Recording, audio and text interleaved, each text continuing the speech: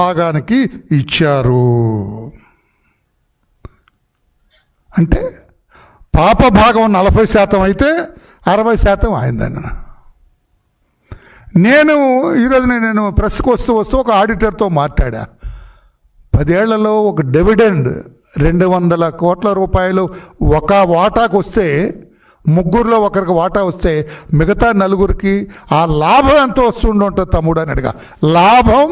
లాభం మీద ఇచ్చేది డివిడెండ్.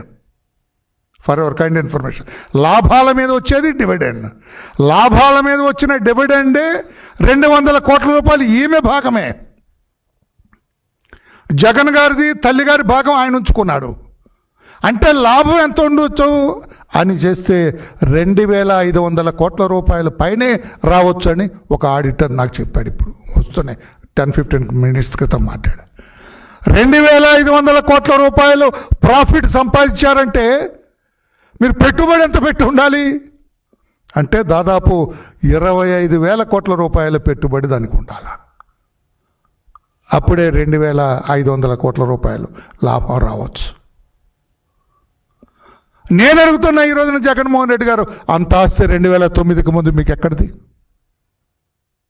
సమాధానం చెప్పాలి కదా. పాత్రికేయ సోదరుల తరఫున నేను అడుగుతున్నా, రాష్ట్ర ప్రజల తరఫున నేను అడుగుతున్నా, మీ తల్లి చెల్లి తరఫున కూడా నేను అడుగుతున్నా. ఇప్పుడు ఈ రోజున మీరు సమాధానం చెప్పండి. దాడులు చేయించొద్దు, సమాధానం చెప్పండి. ఎంత, ఎక్కడిది మీకు ఇంత ఆస్తులు? 2004లో ఎక్కడో రాశారు 1,74,000 కోట్ల రూపాయలని.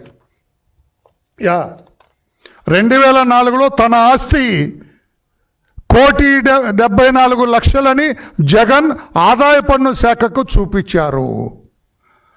2004లో 1,74,00,000 ఆదాయమని ఇన్కమ్ ట్యాక్స్కి చూపించిన మీరు 2009 నుంచి అంటే 5 years ప్లస్ 10 2019కి ఇంత కోట్ల రూపాయలు, 2,500 కోట్ల రూపాయల ప్రాఫిట్ వచ్చే స్థాయికి, మీ చెల్లికి డివిడెండే 200 కోట్లు ఇచ్చే స్థాయికి ఎలా వెళ్ళారు చెప్పగలరా?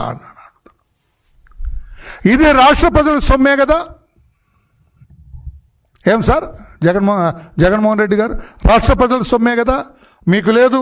2004లో you yourself has disclosed this, మీరే డిస్క్లోజ్ చేశారు.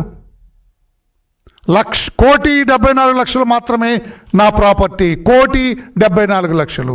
1,74,00,000 ఉన్న మీరు 2009కి మీ నాన్నగారు ఎంత ముఖ్యమంత్రి అయినా అన్ని కోట్లు అన్నీ వచ్చాయా?